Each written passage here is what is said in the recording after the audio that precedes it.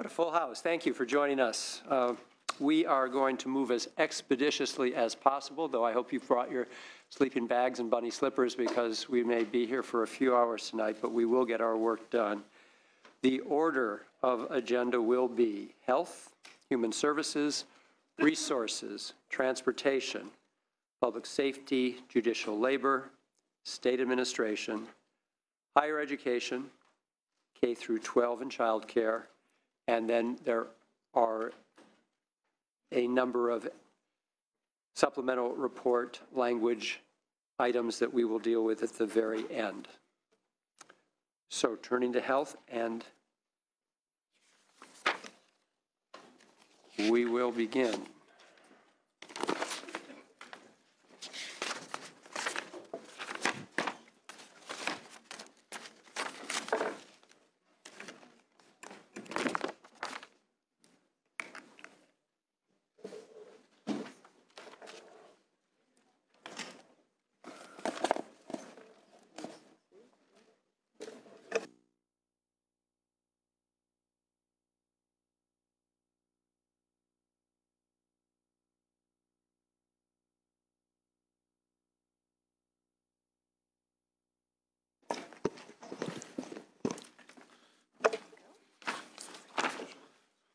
All right, starting with page 1 is the Office of Systems Integration. We have the modified adjusted gross income eligibility rules issue. Senator Lara. Mr. Chair, I move the Assembly version with the effective April 1st, 2017 date. That would be the change to the Assembly. We're okay. All right, and we will be keeping the roll open at this point for Assemblyman Bloom to get here, and then we'll take our, thank you, final count at that time. So the motion is Assembly with the new date of January 17. Senator Nielsen, I'm sorry, go right ahead. Mr. Chairman, before we commence, could I just have a brief remark or two? Of course, take your time. Okay. Well, I want to thank the two chairs of the Budget Committee as we are not yet done, but we're winding down. And I think that everybody has worked very hard. We certainly appreciate how much dedication that the members have put into all the subcommittee work and our staff, which are far from being done, nor are we. And this is now going to become more clear, and it is important to the people of California that they know what this budget is going to hold.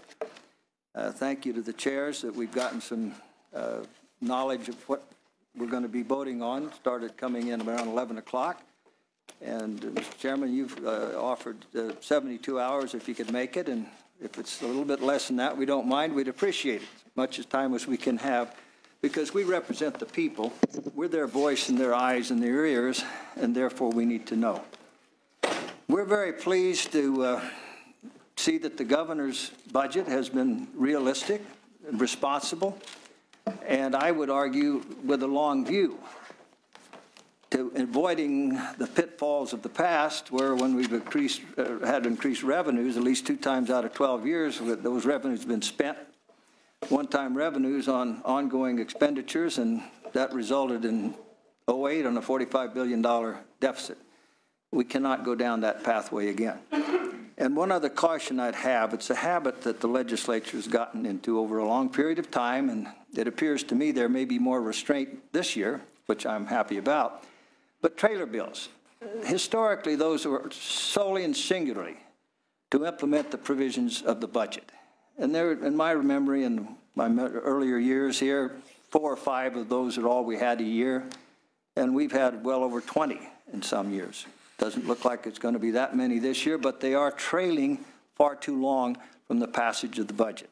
I think last year some went even over at least 1 into the following year. That ought not be our practice, and we should wean ourselves from it. I do hope we can end up with a responsible budget. Mr. Chairman, we're pledged to work with you and the other co-chair of the Budget Committee here to get it done. Thank you, Senator Nielsen. Let me also welcome back Ms. Bosler and our Legislative Analyst Office. We're going to move expeditiously. I'm not looking for any debate here, but I do have to just comment, Senator Nielsen, it's not by choice that we have so many trailer bills these days compared to earlier days. a court decision said we have to have separate trailer bills for separate issue areas. And so that's the reason we have so many. We have to live with that fact. So we are still on page 1. We had that motion. We'll keep it open for Assemblyman Bloom. Don't mean to cut you short, but I think we've had conversations on all these things. Yeah. Where you need to speak up, do not be shy and say, we have a comment. Yes, we have concerns with the trailer bill. All right, thank you. Page 2 is investment in mental health wellness grants. Senator Nielsen, we're not taking a vote because Assemblyman Bloom is not here. Page 2, Assemblywoman. Yes, we move the the Senate version of this bill. All right. Senate version with the trailer bill language Right. that allows the California Health Facilities Financing Authority to use up to $3 million in unencumbered mental health wellness grant funds for peer respite programs. Comments from LAO or Finance? Okay, that's our motion. We'll come back.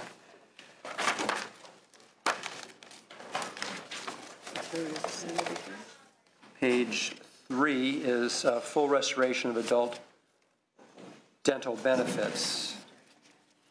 Yes, we'll move the Senate version with the starting date of January 1, 2016. The motion is for the Senate version, January 1, 2016. Thank you, Assemblywoman. Page 4. We also move the Senate version. All right. And this also includes the adoption of some placeholder budget bill language specifying the state operations funding for DHCS to research a capped enrollment program for adults. Ms. Bosler. Just on that item, I just want to say that the administration appreciates that there's been some progress made, but the sum total of this package is still more than our budget can sustain this year or over the forecast period. And the governor's focus in the May revision is to ensure the ongoing balance of the state's budget so we don't have to return to the boom and bust cycles of the past where we were quickly faced with making significant reductions. So on many of these additional general fund items, we still remain concerned about the overall totality of the general fund commitments in the package and would want to continue to work with everyone on that. We respectfully recognize that position of the Department of Finance. Senator Nielsen. Mr. Chairman, I could not have said it more tactfully than Ms. Bosler, but let me add with a bit more passion. This is something that's almost an open-ended obligation. As these numbers grow, and with the policies of immigration emanating from Washington, D.C., I think we've almost been giving ourselves a blank check future obligation. I guarantee you somewhere down the way this is going to come back to bite. Thank you, Senator Nielsen. And if we, One second. We did discuss this fully, and I think everyone recognizes that these are health care costs that we already incur, and we're incurring them in the most inefficient and most expensive way currently, and that's emergency rooms. So there's a way to keep people healthier on the front end, to save counties and the state money on the back end, and have a healthier populace and do the right and fair thing. So we'll have a difference of agreement here, but that's how the two houses have made their decision. Senator Lahr, and then we'll go to Ms. Bosler. Just to thank you, Mr. Chair. All right. Yeah, Ms. so Bosler. we have had a chance to review the language, and we just wanted to update on what our Department of Health Care Services fiscal is, and I'll turn that over to my colleague. Sure. Yeah, so, after, reviewing the language and the modified proposal to cover children, regardless of immigration status, the $40 million would not be sufficient to cover all of those kids. Okay, thank you. And Yeah, we think that it could be around $130 million general fund. And again, I know we've discussed this already, but LAO, you had some thought about our numbers? Amber DG, Legislative Analyst's Office. In terms of budget year costs based on updated information we received from both the department and committee staff on the proposal, we estimate general fund costs of between 35 and 60 million in the budget year for this proposal. Yeah, so the difference between that and what my colleague Adam Dorsey mentioned was the full year cost versus the budget year cost. Our budget year estimates are around 65 million, and that's for the children. If there's also an adult capped program, which is what I understand is in the language, that would be the additional 40 million on top. Just to clarify, there is no adult cap program. And Mr. Ejiji, last word on this? You stand by your numbers? Right. Thank you. All right. We are a full house. We're going to go back to page 1 and get our vote count. The motion on page 1, again, Assembly, January 17, 2-1. On the Assembly side, 2-1.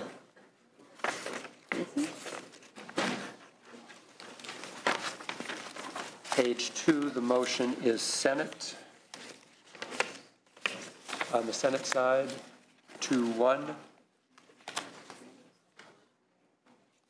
3-0 on the Assembly side. Senator Nielsen, 3-0. All right. 3-0 on page 2. Page 3, the motion is Senate with a January 1st, 16 start date. Adult dental. Adult dental, 3030.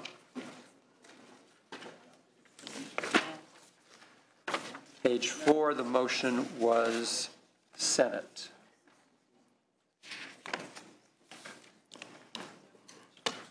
Two one. 2-1.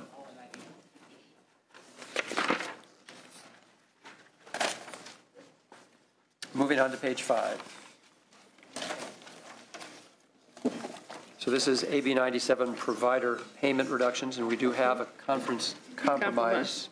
Move the compromise. All right, we do have a motion for the compromise on page 5, and that is effective July 1st of this year, $15 million general fund for dental providers. Effective April 1st of 2016 for all other providers, 21.6 million general fund. And then there also is the forgiveness of the retroactive recoupment related to the rate freeze for distinct part nursing facilities. That is a 12 million general fund expense. That is the motion for page 5. Ms. Bosler? Just that this is not a compromise between the administration and the Senate and the Assembly. We recognize that. And the vote on the Senate side is 3-0. 3-0. 3-0.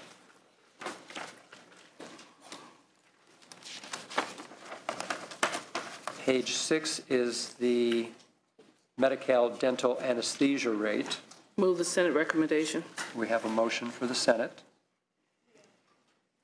Any comments from Finance? No. And on the Senate side, it is 3-0. And on the Assembly side, 3-0 for the Senate version. Then 7. Page 7, staying with Medi-Cal, this is the drug Medi-Cal residential treatment services. Oh, we already had closed that. That was 3-0-3-0. Moving on to page 8. This is the Lifelong Community Clinic Extended Urgent Care as a result of the closure of Doctors Medical Center in the East Bay. And This is special fund. Special fund, the Assembly version. yes, so the motion is one time, I believe, One-time funding, special fund for Right. Assembly version. for the Assembly version. And that special fund is Mr. Murph. Mr. Senator Lara? I move the Assembly version Okay, with the thank one-time you. special funds. Ms. Bosler?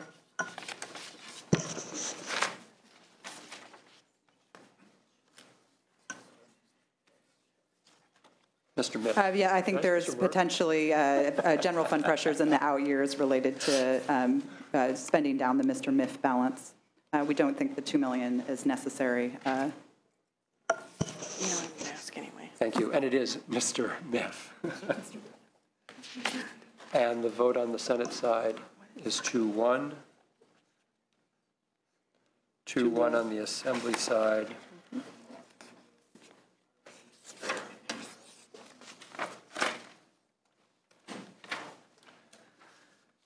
Page 9 is caseload, Medi-Cal caseload, We did that one. and that we had done. Page 10 is drug billing for 340B clinics. Remove the Senate version. The motion is for the Senate. On the Senate side, 3-0. And the Senate version is no proposal. Senate side, Assembly. 3-0. Right. Page 11 is Caregiver Resources centers. Mr. Chair, move the Assembly version with a $3 million reduction. Right, 3 million. Oh, I'm sorry. Yeah, reduction. 3 Oh, million. with 3 million, I'm sorry. 3 million. With the $3 million allocation. Right. Sorry. 3-0 here. 3-0. On the Senate side, 3-0. 3-0.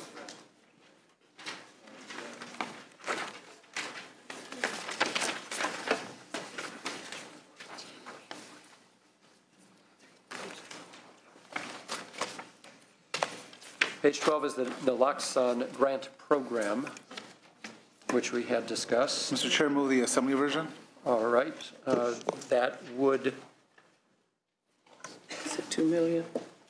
provide for the 2 million, and again, the thought here was that counties, we thought we should have a baseline statewide, given that Services. some counties might not. We know that this program does save lives. Assembly version on the Senate side, 2-1 Assembly, 3-0 Assembly, sorry. 3-0 Assembly. 3030.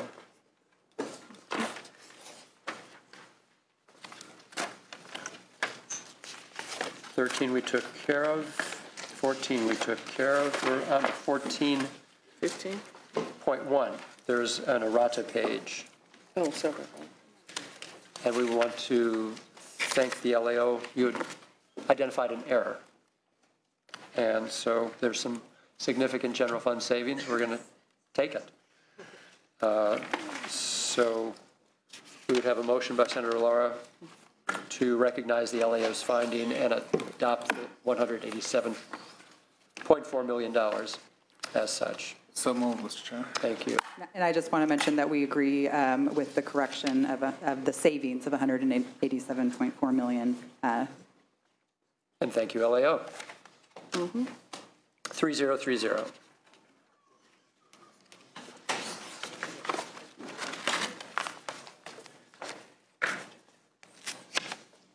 And then on page 14.2, question was the funding source. Right, oh, excuse me. This issue was not in conference because houses had agreed, but we do want to make note that we'll take a vote on changing the funding source from the general fund to the major risk medical insurance fund. So that's the issue before us. Again, the houses agreed on the funding amount and the fund.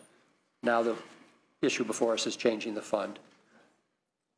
So moved. All right. Can I clarify, is it one time or ongoing? Just- One time only. That was the agreement. Yeah, that is correct. And the vote on that is 2-1-2-1.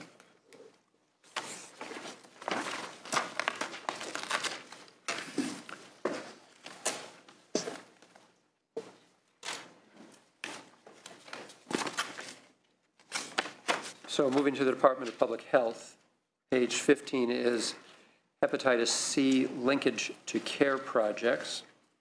Move the Senate version, excuse me. We have a motion for the Senate version,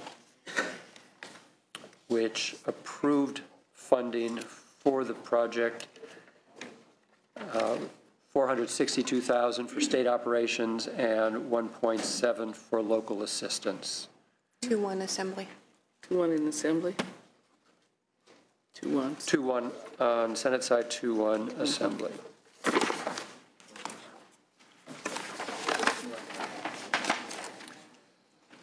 Page 16 is the Dental Disease Prevention Program. Mr. Chair, I move the Assembly version. Thank you, Senator Lara.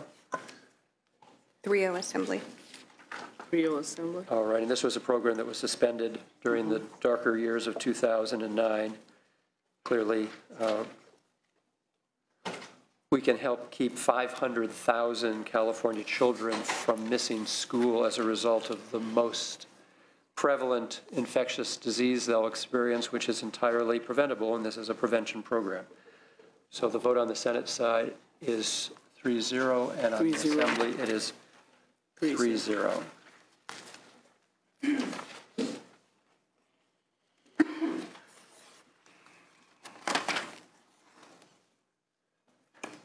Page 17 is the Lab Aspire program. Mr. Chair, I move the Assembly version. Motion is for the Assembly. 3-0 Assembly. This is for the program and one state microbiologist, 3-0, 3-0.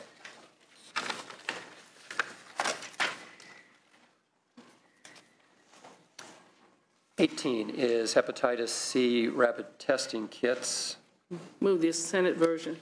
All right. The idea here was to use the state's bulk purchasing power to save some expense at the county level, and the motion is for the Senate, 3-0, 3-0. 3-0.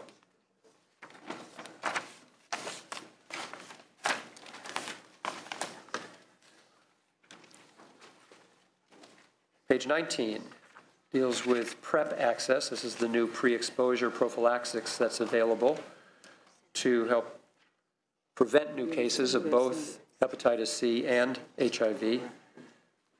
Okay, we move the Senate version. Motion is for the Senate version. 2-1. On the Senate side, on page 19, 3-0. And on the Assembly, it is 2-1.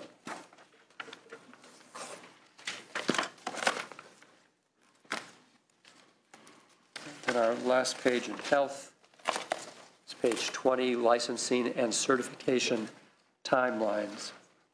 And we do have a compromise.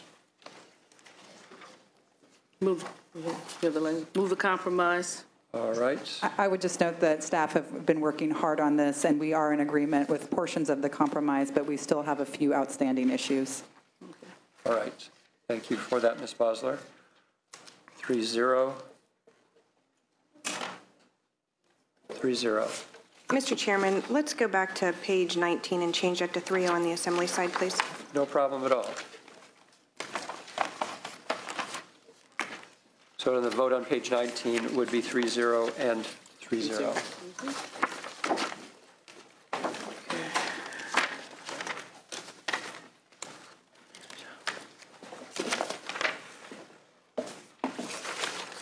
So moving on to Human Services.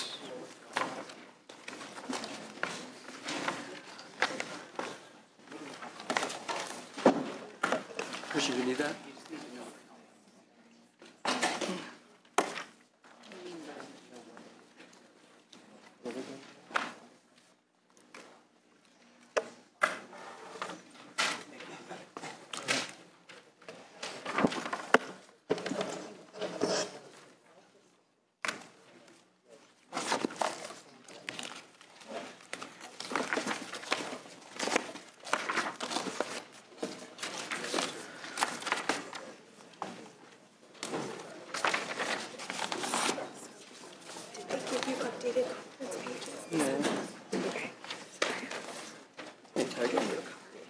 Good.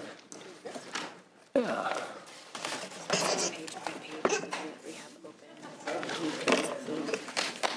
I was wondering this case, and I was like, oh, okay.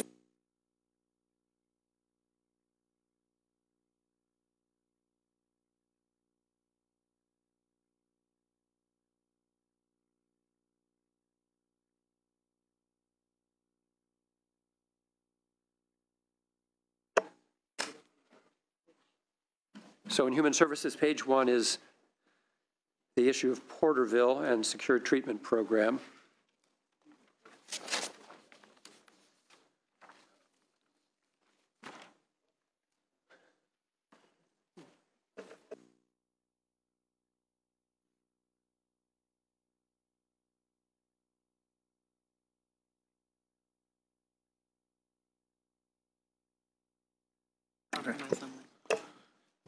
Mr. Chair, we're going to move the compromise, which is The assembly dollars the with assembly some dollars modified trailer bill language. with the modified trailer bill language. Right, so the trailer bill language includes increasing the cap on beds in secure treatment programs at Porterville from 170 to 211. We had discussed all of this earlier. It maintains the cap on beds in the transition treatment program at 60.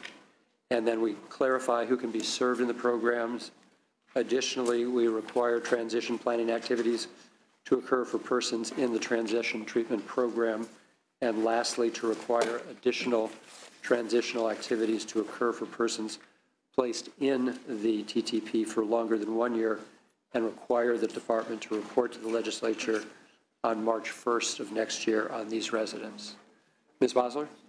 Yes, we appreciate all of the hard work on this compromise, and we do appreciate the additional funding for this important proposal. We just have a couple, or one, I think, outstanding issue in the trailer bill world, but this compromise is one that we support. Thank you. So that is the motion 3-0 Assembly. on the Senate side. 3-0, and on the Assembly side, also 3-0.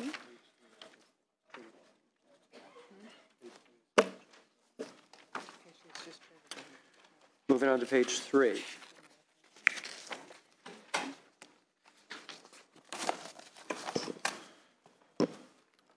Mr. This Chair, has to delayed egress of the secured perimeter of facilities that we discussed. There is a compromise to be had. Senator Lara. thank you, Mr. Chair. Move to adopt the modified trailer bill language, which is a compromise. Mr. Chairman? Yes, Senator Nelson. Clarification, since we don't have language, one of our concerns about how we're going to deal with the forensic population, and do we have at least a conceptual description of what that'll be, though we don't have the language? Does anybody know what that is? Teresa Calvert with Department of Finance. The draft language that we've been working on does envision about 50 beds that would be reserved for incompetent to stand trial commitments. Incompetent in the local court jurisdiction, and then they would be remanded to those beds until such time that they may Be restored to competency. Okay, gotcha. Thank you. I'm sorry, Mr. Chairman. Of course, go right ahead, Assemblywoman. So since I'm not clear on who will fall into that category of incompetent to stand trial, whether that's someone who has committed theft or murder or whatever, I'm going to be abstaining from that vote. All right. Do you want to address that? Just to be clear, that these beds are for those people who are in the developmental services system. And so these beds would be specifically for those that are incompetent to stand trials that also have a dual diagnosis of being developmentally disabled as well. So it would be limited just to that population. So. All right. Thank you for the And clarification. we are very close on a compromise language here, and we appreciate all of the hard work on this. Thank you. On the Senate side for the compromise, 2-0 and 2-0 on the Assembly side.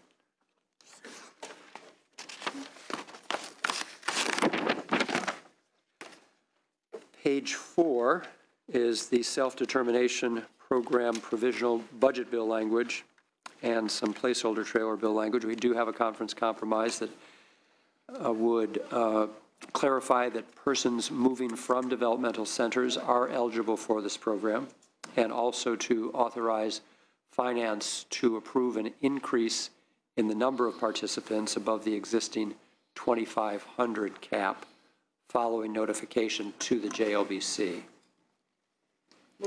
Compromise. All right, we have a motion. We are for the supportive of this compromise. Thank you, Ms. Bosler. We have motion 3-0 Assembly. 3-0, 3-0.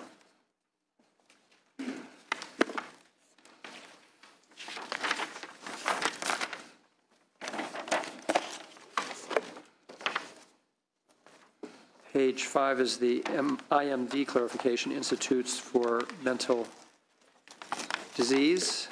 And we have another conference compromise. This one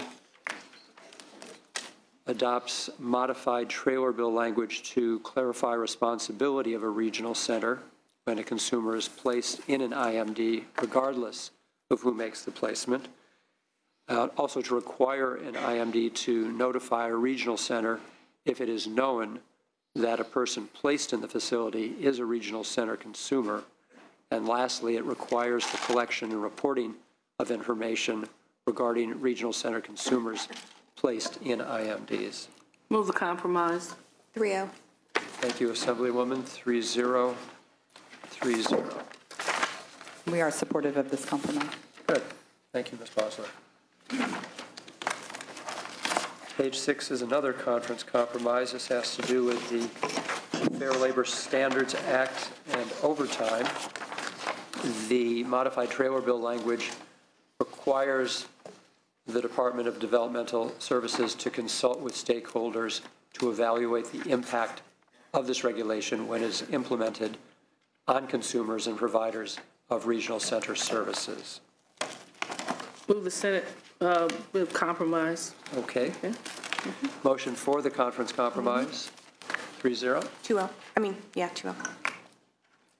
3-0-2-0.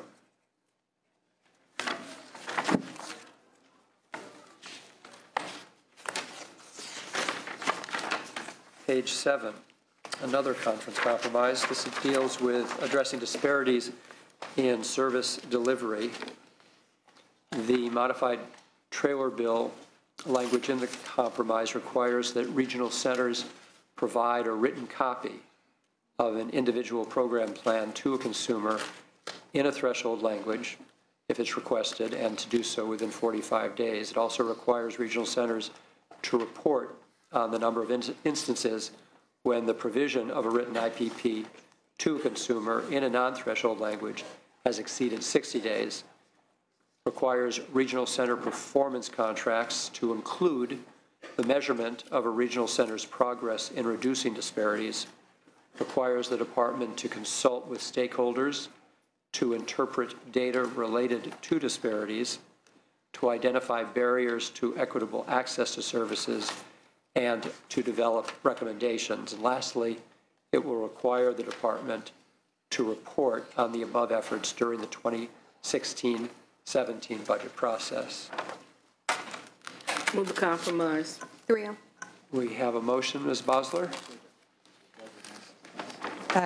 We do think that the language is reasonable and is based on many existing requirements. Thank you. Vote on the Senate side on page 7 is 3-0 and a 3-0 on the Assembly side.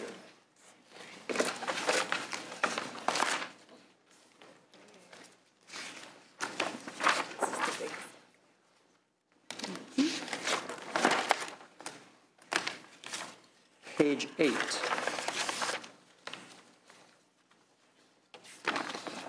This is the rate increase proposal that we've been struggling with. And there is a conference compromise.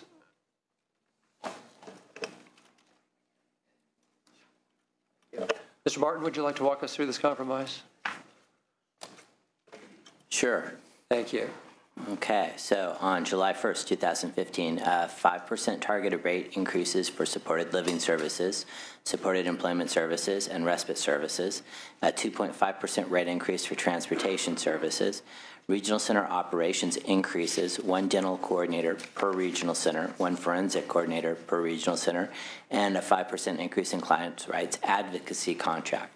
Then on January 1st, 2016, a 2.5% increase across the board for all provider categories not covered by July 1st, 2015 increase, and a 2.5% increase in the regional center's core staffing formula. Thank you. And then there's also some modified trailer bill language. Would you like me to continue? Sure, go right ahead. Okay. Modified trailer bill language to 1, require the department to report annually on their evaluation of the rate-setting methodology for community-based services and regional center operations, and 2, express legislative intent that savings derived from the closure of developmental centers be used to benefit persons with developmental disabilities in the community, and require related information be displayed in annual budget documents. Thank you, Mr. Martin. I ask that you share with us the trailer bill language because I think it's an important detail here, in particular, since we've had such full discussions with regard to money following the consumer as we move from the state developmental center to the regional center community fashion of delivery services, and that's an important piece for the community in particular. So, Mr. Chairman. Assemblywoman Melendez. Thank you, Mr. Chairman. I won't belabor the point. I know we've had lengthy discussion on this. I will just say that as I'm sure many up here are disappointed that we couldn't get to the 10%. I think everybody up here has a heart for the community that has reached out to us.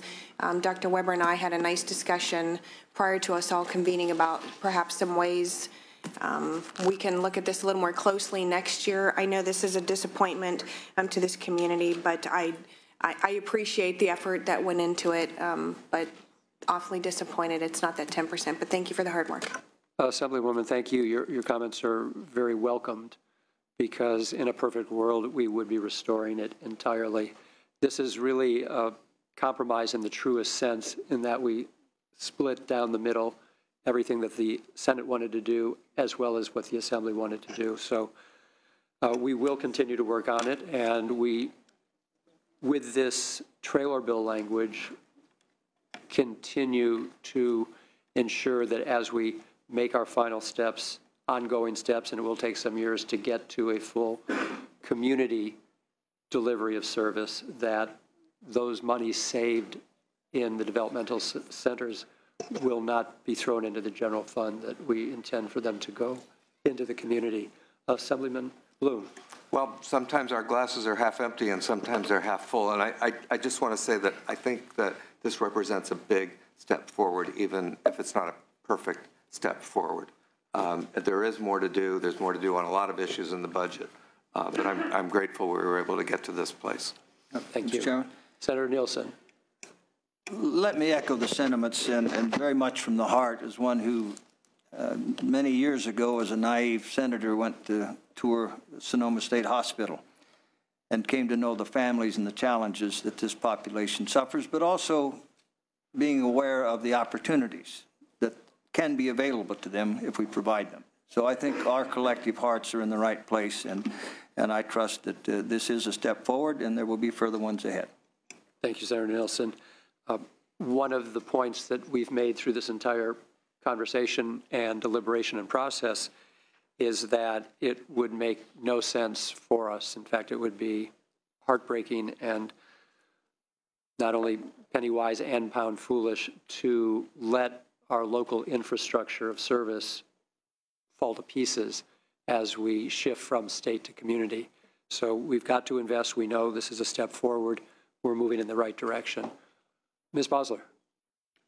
Just on the overall, the general fund amount, my same comments would apply here. Collectively, we're just concerned about the ability for the state to afford all of the general fund augmentations in this package going forward. In terms of the trailer bill language, I know there's been some discussions with staff, and I think it's we absolutely fully intend to be very transparent about the savings associated with closing the developmental centers. But from a technical budgeting perspective, we would oppose some sort of earmarking of the monies or restriction of the monies. That's just not the practical budgeting method, but we do have full intention of being transparent about the savings we have, and we understand that the community and others would want an investment in the community of a like amount. So we understand the issue, but we would be opposed to any kind of restrictions about how savings are expended. Thank you. I hear you, and I just have to defend our language in that we tried to be as judicious as possible in choosing our words. It actually reads that we express legislative intent that savings derived from the closure of developmental centers be used to benefit persons with developmental disabilities in the community. So it's not an earmark, but we know what we want to do, and I think it's important that we state it and put it into trailer bill language.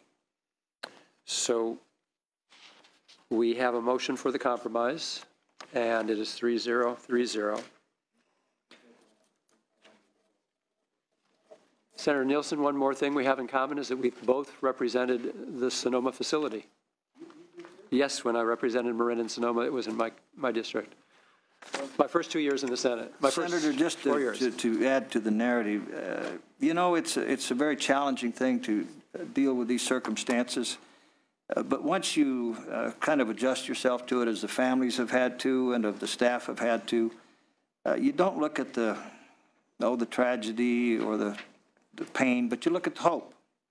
And that's what you focus on. And that's what you look to in the future, that there's certain challenges that we all face in life, but we want to help other people as best we can. And when you see these situations, it just opens your heart to do all the more for them. I couldn't say it better. Thank you, Senator. Page 9 conforms to page 8, so that will also be 3030.